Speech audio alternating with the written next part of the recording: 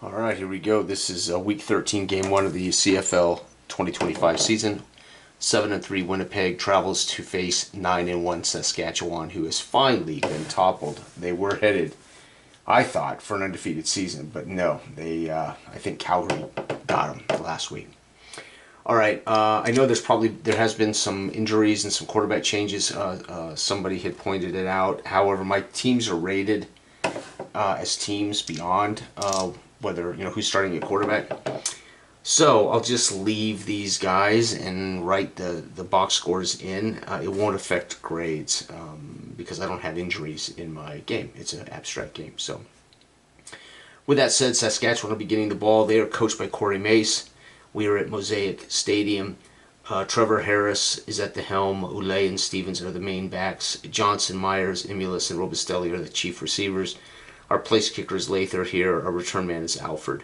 On defense, we have Carney and Ray, key defensive linemen. The key linebackers are Thurman and Rivas, and the defensive backs here are Milligan and Fields for highlights if I need to put highlights on the box score. On the flip side, the Blue Bombers at 7-3 are riding the ship. They had started out, I believe, I want to say 1-3, and they've kind of righted the ship. Mike O'Shea is the head coach. Colaros is still the quarterback on my charts here. Peterson and Oliveria are the backs. Dembski, Wheatfall, Stearns, and Clercius. Again, I'll never get that straight, I don't believe. Castillo is the place kicker. Vavel is the return man. Jefferson, Vaughters, Lawson, and Adams are the defensive linemen. Jones, Wilson, and Cremati are the linebackers. Bridges, Bonds, Holm, and Parker are the chief defensive backs. So we're looking at, on the road, Winnipeg's offense is C versus hometown C. We're going to be looking at a C for Winnipeg, so that's good. That's average. It gives them a good chance to find a way to win this game. Saskatchewan, though, at home is an A versus a road defensive D, so they're going to be A, which means Saskatchewan should be able to light up the scoreboard here. All right, here we go. Corey Mace gives final instructions to Trevor Harris as he trots out onto the field. And they go to work. It's going to be a touchdown. And that touchdown is... wow, 4. Quarterback naked boot. Oh, Harris scores on a run, P-A-T. So the quarterback on a naked boot fakes the handoff, rolls out. The defense all goes right. He rolls to the left and squeezes in from a short run. Winnipeg goes to work looking at C. It's going to be an event. That event is going to be field goal blocked by the DB, and they're going to get to use the A column. Well, they already had that, so we're going to put field goal blocked, though. Castillo with a field goal attempt blocked, recovered by the DB. Saskatchewan getting to use the A chart anyway, so it's a moot point for them. Touchdown. Saskatchewan, who is 9-1, making quick work of Winnipeg early in this game. 13 is going to be a quarterback post pass, so Harris post pass 2 right between the uprights, between the uprights through the end zone. That deep 20-yard end zone in the Canadian game. Every time I watch Canadian ball, I'm like, how the heck? It's so freaky to see an end zone that's like twice the size of NFL end zone, American football end zone. Post pass 2, and I like to look at 6, and we'll count it 1, 2. That's going to be Robustelli. I don't know if he's related to the Robustelli who played for the Raiders and coached for the Raiders. I'd like to hope so. I'd like to think that's the same Robustelli family, but probably not. Winnipeg goes to work. Winnipeg's going to end up with a punt. Do they score a rouge? It's not here. We're looking here. No. So Winnipeg punts. No rouge scored. Harris thinks it's going to be 14-0. The fans here at Mosaic Stadium on their feet, rallying cry.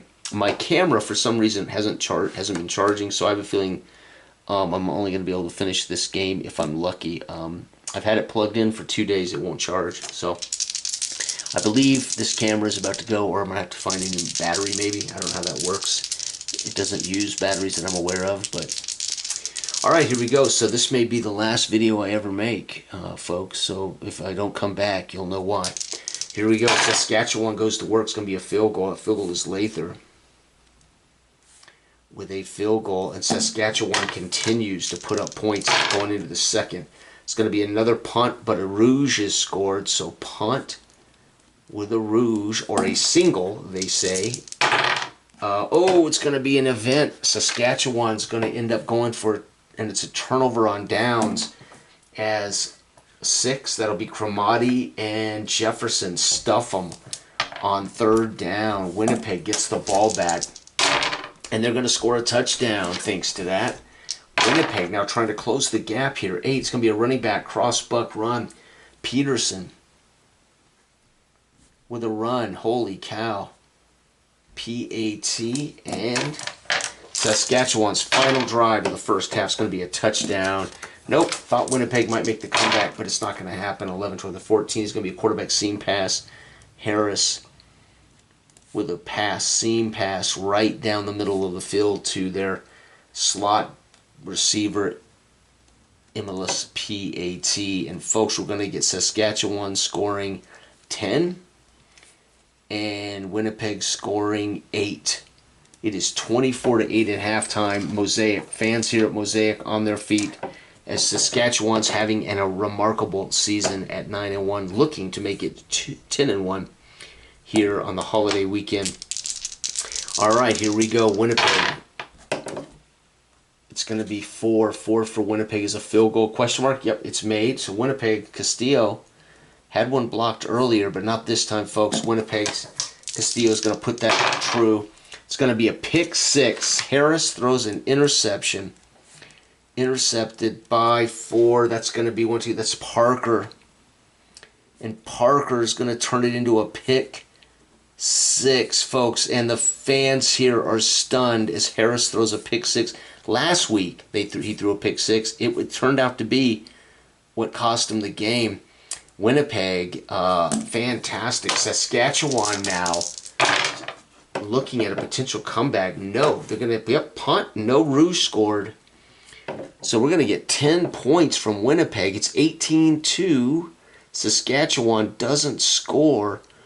Folks, 18-24. Fans in Winnipeg cheering here that showed up, and those that are watching on television, listening on radios. Do they listen to the radio anymore? I don't think they do. I don't think anybody listens to sport on the radio anymore. This is such a sad. There's no more newspapers, no more radio.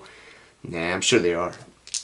I don't know if Canadians ever did. Do Canadians have radios up there? I'm pretty sure they do. Winnipeg goes to work. 3. It's going to be a punt and a rouge. So Winnipeg will they aren't going to go home without a fight, folks. They punt it through. And Saskatchewan with the lead is willing to give up the 1 point for better field position.